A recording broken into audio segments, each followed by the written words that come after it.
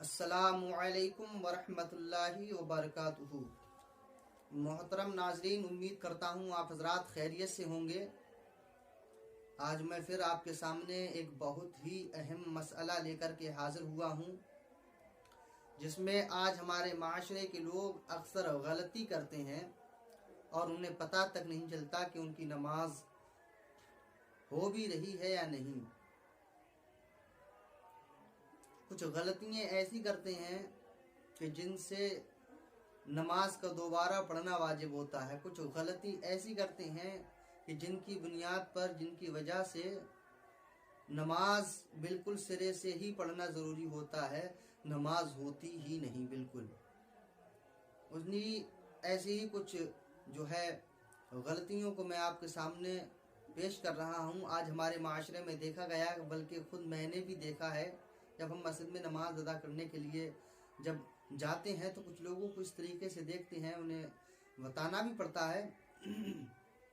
जैसा कि हम नमाज पढ़ने के लिए गए तो कुछ लोगों का हाल ये होता है, जब वो सजदे में जाते हैं तो सजदे में जाते वक्त जो पैरों की उंगली होती हैं, पैर जो होते हैं, वो कुछ लोग तो उठा लेते हैं। कुछ लोग का हाल ये है कि वो उठा लेते हैं, ये ज़मीन है, ये ज़मीन फ़र्ज़ कर लें और ये हमारा पैर है, तो हम सजदे के लिए जब जाते हैं तो इस तरीके से उठा लेते हैं, इस तरीके से थोड़ा सा ऊपर उठा लेते हैं या सिर्फ टेक लेते हैं, ज़मीन से पैरों की उंगलियों को सिर्फ टेक लेते हैं। हालांकि ये काफ़ी नहीं है, ना फ़र्ज़ अदा हुआ और ना वाजिब अदा हुआ।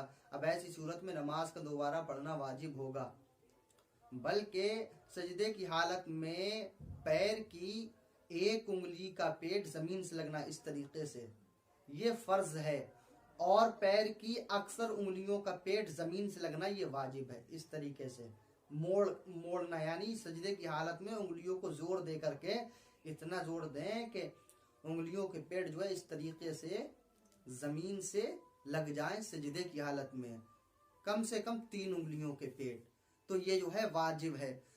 तो क्योंकि अक्सर लोग इसमें गलती करते हैं और इस पे गौर नहीं देते, वो लोग उंगलियों को ज़मीन से ही उठा लेते हैं या सिर्फ टेकते हैं, तो ऐसे ना वाजिब अदा हुआ और ना फ़र्ज़ अदा हुआ। यानी एक उंगली का पेट ज़मीन से नहीं लगा तो ये फ़र्ज़ अदा नहीं हुआ, और 3 उंगलियों के पेट ज़मीन से नहीं लगे तो ये वाजिब भी अदा नहीं हुआ। इस मसले से काफ़ी लोग गाफिल हैं और पैर की उंगलियों के सिर्फ सिरे ज़मीन से लग जाने को सजदा कहते हैं, और बाज का तो सिर्फ अंगूठे का सिरा ही ज़मीन से लगता है और बाकी उंगलियां ज़मीन को छूती भी नहीं।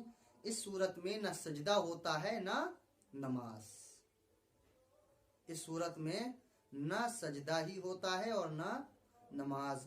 सजदे में पैर की उंगलियों के सिर्फ सिरे नहीं बल्कि उंगलियों पर जोर देकर क़िबले की तरफ उंगलियों का पेट ज़मीन से लगाना चाहिए और ये वाजिब है।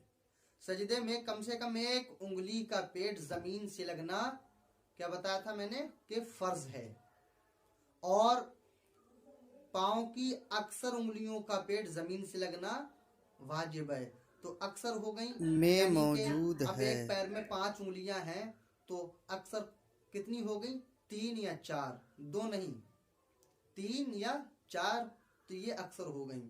तो 3 उंगलियों के पेट ज़मीन से लगना वाजिब है और एक का लगना फ़र्ज़ है। अगर ये दोनों ही नहीं लगाई हमने ज़मीन से और सिर्फ उंगलियों को ज़मीन से टेके रहे सजदे की हालत में, तो न सजदा होगा ना नमाज होगी।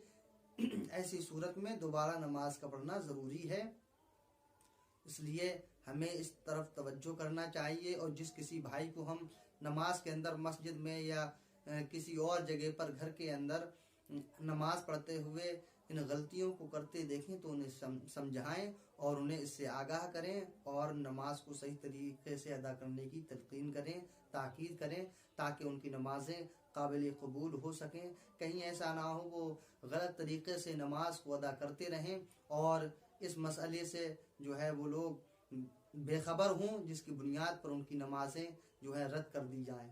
इसलिए अल्लाह ताला से दुआ करता हूँ अल्लाह तबारक व तआला हम तमाम हजरात को नमाज को उसके तरीक़े पर अदा करने की तौफीक अता फरमाए। वमा अलैना इल्लल बलाग। अस्सलामु अलैकुम व रहमतुल्लाहि व बरकातुहू।